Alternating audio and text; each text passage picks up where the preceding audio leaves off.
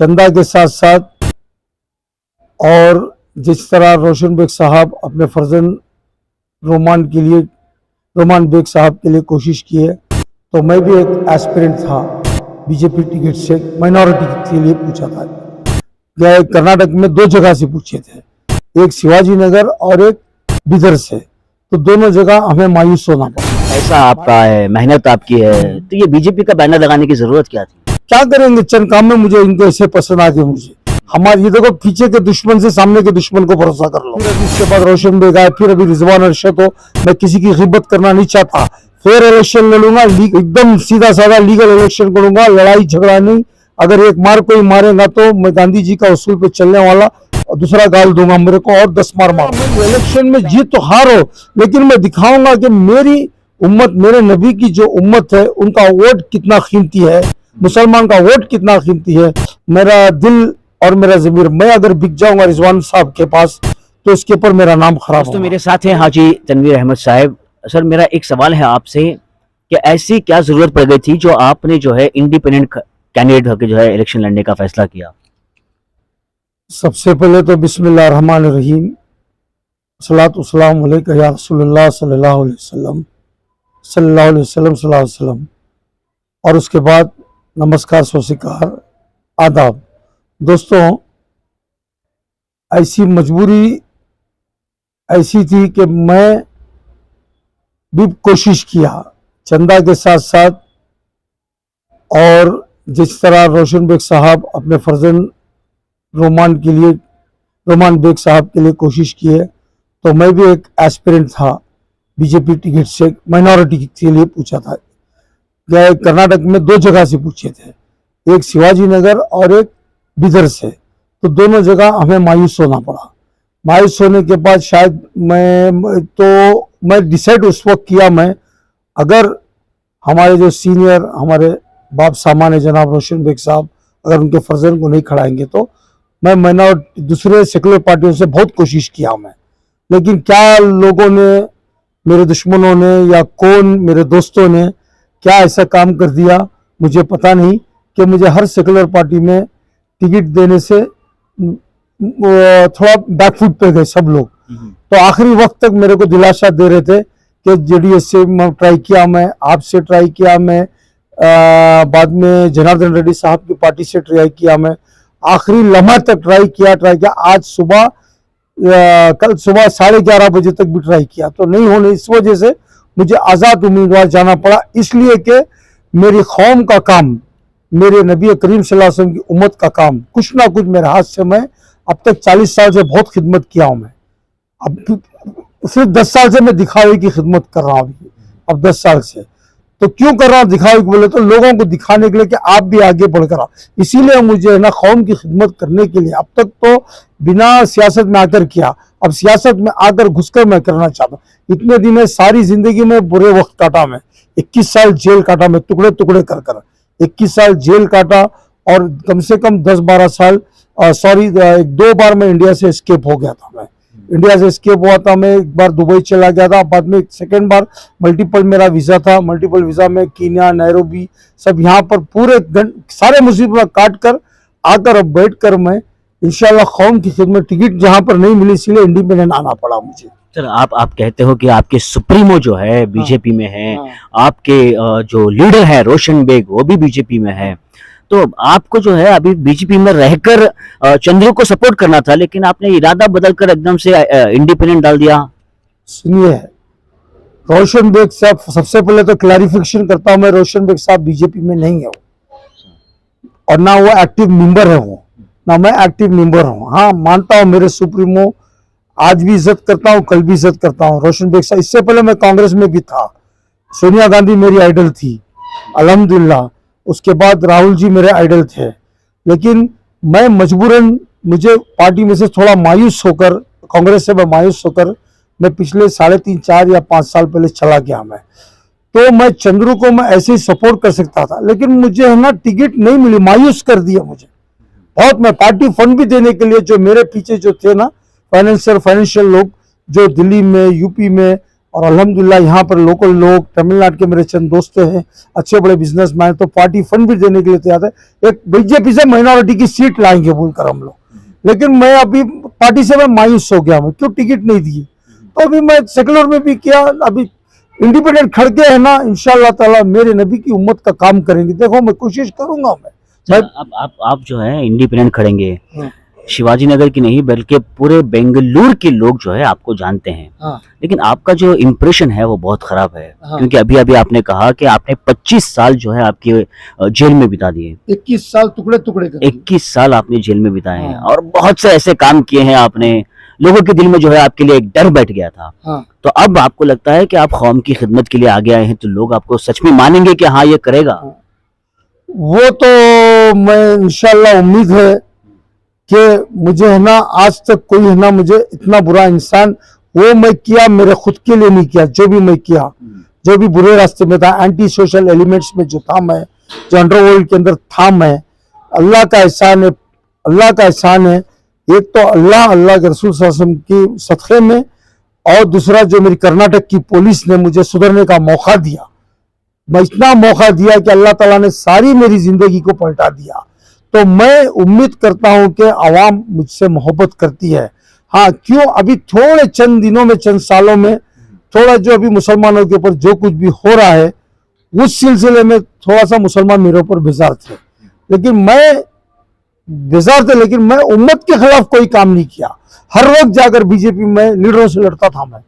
अभी पिछली बात है इदरीस भाई की बात, जो शहीद इदरीस भाई, उनकी बात, वो बात लेकर जाकर जो मेरे एन.आर. रमेश साहब जो बीजेपी के बहुत बड़े लीडर हैं, तो उनके साथ जाकर मैं लड़ दिया। मैं, अल्लाह रसूल गवाह है, जैसा पहले इदरीस भाई का हुआ जो हादिसा हुआ, तो मैं जाकर एन.आर. रमेश साहब से मैं बैठकर बोला, सर ये क्या हो गया सर, देखो सर अभी थोड़ा थोड़ा मुसलमान आप लोगों के बीजेपी के करीब आ रहे हैं, तो सडन इसने ऐसा काम, तो एन.आर. रमेश साहब बोले इससे हमारा कोई लेना देना नहीं है।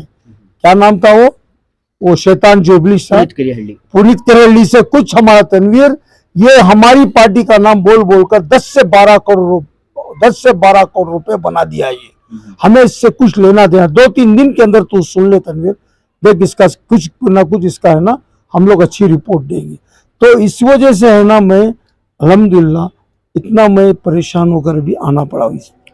सर मेरा एक और सवाल है अभी आपसे, आपने जो इंडिपेंडेंट कैंडिडेट का जो ये कंटेस्ट करने का फैसला लिया है, क्या आपने बीजेपी को इस्तीफा दे दिया है या अभी आप बीजेपी में, सॉरी इब्राहिम भाई, मैं बीजेपी में मेंबर नहीं था। मैं टिकट पूछा था। मैं इससे पहले के एक स्टेटमेंट में हमने देखा कि आपने बताया कि मैं एक बीजेपी का आदमी हूँ, मैं बीजेपी में हूँ, सोशल वर्कर बोला था मैं। अच्छा, याद करो आप, बीजेपी के सोशल वर्कर हूँ मैं, बीजेपी के बैनर तले पे मैं ये काम करता हूँ, जितना भी कंट्रीब्यूशन करता हूँ मैं बीजेपी के बैनर तले पे मैं काम करता हूँ। सर पैसा आपका है, मेहनत आपकी है, तो ये बीजेपी का बैनर लगाने की जरूरत क्या थी? क्या करेंगे, चंद काम में मुझे इनको ऐसे पसंद आ गए। मुझे हमारे ये देखो, पीछे के दुश्मन से सामने के दुश्मन को भरोसा कर लो, समझ गए आप? अब समझ जाओ मैं क्या बोल रहा हूँ। जो पीछे से पीठ में जो चुभाता है ना, उसका भरोसा मत करो। क्या जो सामने से चुभाता है ना दुश्मन, उसका भरोसा कर लो। सर अब क्या लगता है आपको कि आप बीजेपी में रहोगे, मतलब ज्वाइन करोगे, या अब आप अपनी लाइफ जो है अलग तरीके से इंडिपेंडेंट ही जो है? इंशाअल्लाह मैं जितना होना, इंशाअल्लाह मैं कोशिश करूंगा। मैं बोलता हूँ डेवलपमेंट नहीं हुआ बोल के नहीं बोल रहा हूँ मैं, अल्हम्दुलिल्लाह किसी की मैं गिबत नहीं करना चाहता। रोशन बेग हो, चाहे कट्टा सुब्रमण्य साहब हो, फिर अभी उसके बाद रोशन बेग आए, फिर अभी रिजवान अरशद हो, मैं किसी की गिबत करना नहीं चाहता। फेयर इलेक्शन लड़ूंगा, लीगल, एकदम सीधा साधा लीगल इलेक्शन करूंगा, लड़ाई झगड़ा नहीं। अगर एक मार कोई मारेगा तो मैं गांधी जी का उसूल पे चलने वाला, और दूसरा गाल दूंगा मेरे को, और 10 मार मारो मेरे को, क्या? लेकिन इलेक्शन फेयर लड़ूंगा, किसी की गिबत नहीं करूंगा। सब डेवलपमेंट सब करे हैं, लेकिन इंशाअल्लाह मैं इलेक्शन में जीत तो हार हो, लेकिन मैं दिखाऊंगा कि मेरी उम्मत, मेरे नबी की जो उम्मत है, उनका वोट कितना कीमती है, मुसलमान का वोट कितना कीमती है, मुसलमान का वोट कितना कीमती है, और कलमा पढ़ने वाले का वोट कितना कीमती है, इसकी वैल्यू मैं इन लोगों को दिखाऊंगा। आप क्या मुद्दे पर जाकर जो है लोगों के सामने बात करोगे? सबसे पहला मुद्दा मेरी उम्मत का मुद्दा है, मेरे नबी करीम सल्लल्लाहु अलैहि वसल्लम का मुद्दा है। इस मुद्दे पे हर लीडर को बात करो, देखेंगे, बोलो, पूछो इनको, कोई लीडर बात करने वाला इस मुद्दे पे? नबी की जो हमारे, मैं बीजेपी में रहकर जाकर बीजेपी वालों से लड़ा हूं, मैं इदरीस भाई के लिए लड़ा हूं। मैं दिखाऊं क्या टीवी में इदरीस भाई के लिए क्या लड़ा? मैं जाकर आरएसएस चेंबर के अंदर मैं दिखाऊं क्या? मैं बोला हूं, इसका गवाह अल्लाह है, मेरे रसूल है। जो आरएसएस के जो ना रमेश साहब थे, उनसे क्या जाके कितना डिस्कशन हुआ। एक और लीडर शिवाजी नगर का मेरे साथ था, नाम लेना नहीं चाहता, उन्हें लेकर गया था मैं। एक और लीडर था, उन्हें ले गया। लिंगराजपुरम का अशु था मेरे साथ, वो लेके गया था। तो मैं मुद्दा मेरा है कि पहले तो है ना, सबसे पहले मेरी उम्मत की हिफाजत ही, एक। दूसरा नंबर, एजुकेशन के लिए लड़ूंगा मैं। दूसरा, मेरी जिद है शुरू से भी, इतने मस्जिदों में बयाने होते हैं। यहां पर 17 मस्जिद है शिवाजी नगर के जो पुलिस स्टेशन के दायरे में, 17 मस्जिद में जुम्मा के दिन मैक्सिमम 1-2 मस्जिद में एजुकेशन के बारे में बोलते रहेगा। हर मस्जिद में वही बयान रहेगा। अल्हम्दुलिल्लाह, करो, वो बयान करना जरूरी है, लेकिन इल्म के जो खजाना था हजरत अली रजी अल्लाह तआला अन्हु, हर वक्त इल्म के बारे में बताते हैं। पहली वही जो आई आप सल्लल्लाहु अलैहि वसल्लम को क्या आई, चाहते तो अल्लाह ताला बोलते हैं मोहम्मद, जिब्रील जब वही लाए तो बोलते थे जिब्रील, मोहम्मद सल्लल्लाहु अलैहि वसल्लम जाओ, आपके लिए सारी दुनिया को हम खजाना भर दिए, लो क्या सारी दुनिया को हम, पहली वही जो आई बिस्मिल्लाह रहमान रहीम, इक़रा बिस्मि रब्बिकल्लज़ी आला, क्या था वो, ए मोहम्मद सीखो सीखो, इसका मतलब इक़रा, सीख, एजुकेशन। एजुकेशन इंसान की बोले वो लाइट है, रोशनी है, क्या बोले, रोशनी है इंसान के लिए। तो पहला मुद्दा मेरी उम्मत की हिफाजती का होगा। दूसरा मुद्दा अल्हम्दुलिल्लाह मेरे नबी की उम्मती की हिफाजत का होगा। दूसरा मुद्दा होगा मेरा एजुकेशन के ऊपर होगा। तीसरा मुद्दा होगा डेवलपमेंट के ऊपर होगा। सर, नबी की उम्मत की हिफाजत मतलब आप ये चाहते हैं कि मुसलमानों की हिफाजत हो? अज़ान, अच्छा, एक। नंबर 2 अल्हम्दुलिल्लाह हिजाब। नंबर 3 हलाल, पहले भी लड़ा हूं, अभी भी लड़ूंगा। और तनवीर को डोगला मत समझना, इंशाअल्लाह अगर जिसे से मेरे साथ आगे बढ़कर आना है, आओ, दिखाऊंगा मैं कि अल्हम्दुलिल्लाह जान तो जाना है। अभी बैठे बैठे आपकी रूह कब्ज हो गई, बैठे बैठे मेरी रूह कब्ज हो गई। अल्लाह आपको हम सबको हयाती दे, तो तब क्या है। तो मैं बस ये होगा पहला मुद्दा, अब आप सल्लल्लाहु अलैहि वसल्लम की उम्मत की हिफाजती के लिए। दूसरा मुद्दा होगा ये अल्हम्दुलिल्लाह एजुकेशन के लिए बच्चों के। और तीसरा मुद्दा होगा डेवलपमेंट का। मतलब आप इस मर्तबा जो है इंसानियत के लिए, अपने कौम के लिए, मतलब जो मुसलमानों पर जिस तरह से हालात बीती हैं, कहीं हिजाब को लेकर, कभी अज़ान को लेकर, कभी हलाल को लेकर, इस तरह के मसलों पर जो है अब इंशाल्लाह इसके बाद जो है आप और आपकी टीम जो है। इब्राहिम भाई, मैं किसी को बुरा नहीं बोलूंगा, मेरी आदत शुरू से नहीं है। काम करके दिखाएंगे, गिबत मैं करूंगा नहीं, ना मैं कांग्रेस वालों की गिबत करूंगा, ना मैं अल्हम्दुलिल्लाह बीजेपी वालों की गिबत करूंगा। क्यों, मैं अगर बीजेपी कांग्रेस वालों की गिबत करूंगा तो इतने दिन कांग्रेस में था मैं, तो आज से 5 साल पहले, तो अल्लाह नाराज हो जाएगा।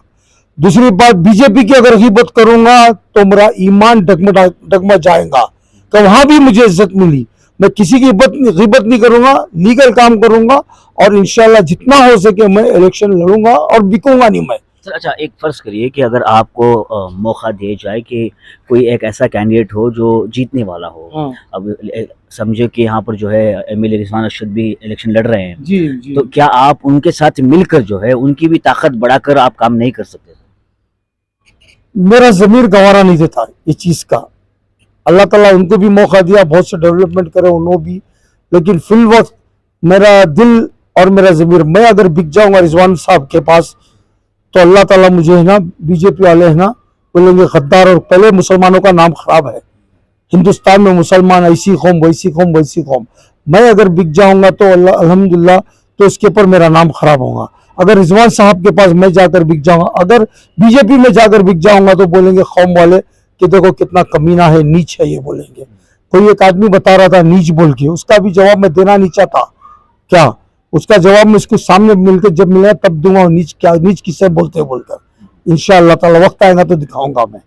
तो जी सर, अभी जो लोग आपको देख रहे हैं जी, आपसे, आपके तरफ से क्या मैसेज रहेगा, किस तरह से जो है लोगों को आप समझाओगे कि जो है आने वाले दिनों में जो हालात होने वाले हैं उस पर किस तरह से? सबसे पहली बात तो मैं लोगों से इल्तिजा करता हूं कि सबसे पहले अपना वोट को जाया ना करें। आपका मन जिधर, मैं बोलूंगा मुझे ही वोट डाले। अभी मेरा निशान अभी इंशाल्लाह कल स्कूटनी के बाद मिल जाएगा, तो मैं बोलता हूं अपने वोट को जाया मत करें। जितना हो सके घरों से निकले और पहले सबसे पहले अपना वोट अदा कीजिए।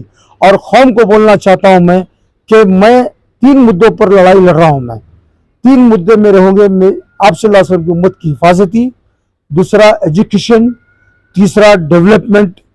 ये 3 मुद्दों पे बोलूंगा। 3 मुद्दे देकर मैं आप लोगों के सामने हाथ जोड़ के बोलता हूं कि मुझे तनवीर अहमद, जो शिवाजीनगर कॉन्स्टिट्यूंसी से मैं अल्हम्दुलिल्लाह कॉन्टेस्ट कर रहा हूं, 162 जो हमारा ये है कॉन्स्टिट्यूंसी नंबर, तो मुझे इन 3 मुद्दों पर मुझे, एक तो उम्मत की हिफाजती, दूसरा एजुकेशन, तीसरा डेवलपमेंट देखकर अल्हम्दुलिल्लाह मुझे वोट देने की आप लोगों को अल्लाह ताला तौफीक अता हो।